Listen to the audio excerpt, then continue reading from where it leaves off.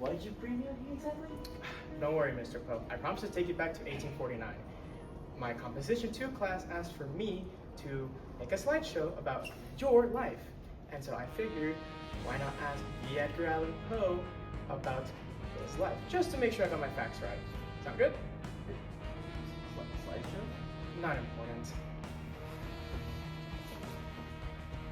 Thank you. Don't worry, Mr. Poe. I have all of it already memorized. So all you have to do is just listen and tell me if I'm wrong on anything. Sound good? Okay. Awesome. Good afternoon, everyone. Today, I'll be presenting my biocritical research on Edgar Allan Poe, one of the most influential, most tragic, and honestly, one of the most goth authors in American literature. I chose Poe because his life directly shaped the psychological horror he created, especially in The Telltale Heart. Edgar Allan Poe was born in 1809 in Boston and wrote during the 1830s to 1840s. He's most famous for perfecting the modern short story, inventing detective fiction, and pioneering psychological horror. According to Cliff Notes, he lived only 40 years, but during his brief lifetime, he made a permanent place for himself in American literature. Poe's historical and literary environment, a time of romanticism, magazine culture, and rising Gothic fiction, helped shape the dark themes he became known for.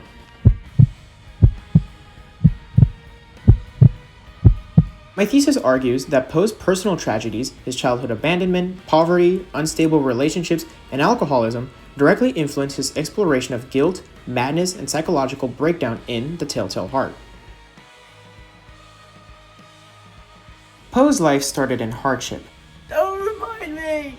Orphaned by age 3, he was taken in, though never adopted, by the Allan family. The Poe Museum states 2-year-old Edgar was taken in by Richmond couple John and Frances Allan. This early instability created lifelong feelings of abandonment. These emotions echoed through his works like The Raven and Lenore, where characters mourn lost loved ones and wrestle with grief. Throughout adulthood, Poe faced constant financial instability and conflict with his foster father.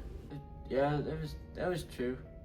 Trauma Blog notes how Poe's characters often experience waking despair and emotional instability, reflecting his own anxieties. These hardships fed into his writing, making his depictions of mental breakdown more authentic and emotionally raw.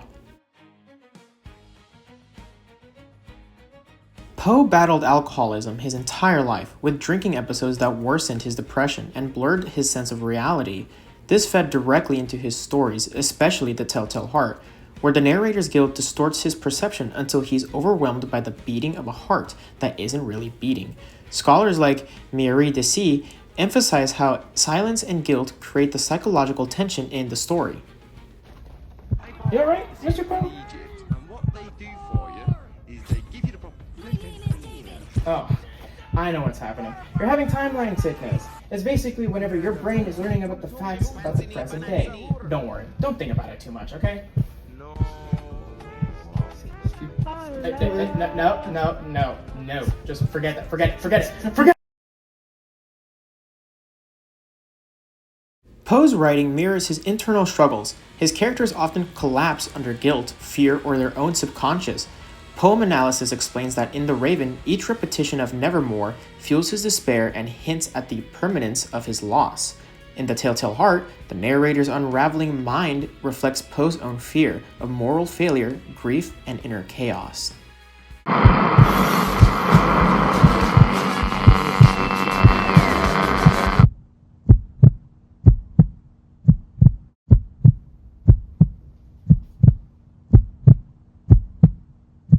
So, what did I discover throughout this project? I learned that Poe's fiction isn't just eerie, it's personal. His tragedies didn't just influence his work, they became the work.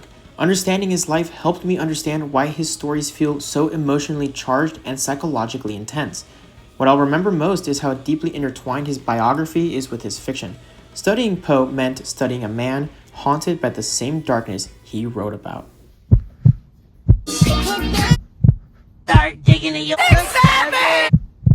wobbly wiggly wobbly wiggly lizard. What is this city blood doing? Thank you.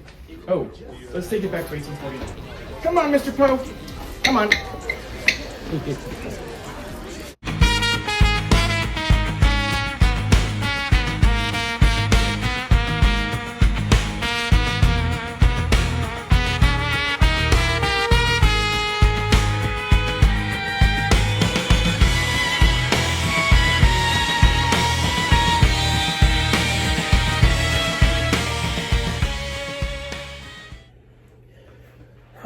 Finally, I get to relax. Edgar Allan Poe disappeared for approximately 5 days in late September 1849. I missed the time stream! Vanishing between September 27th and October 3rd while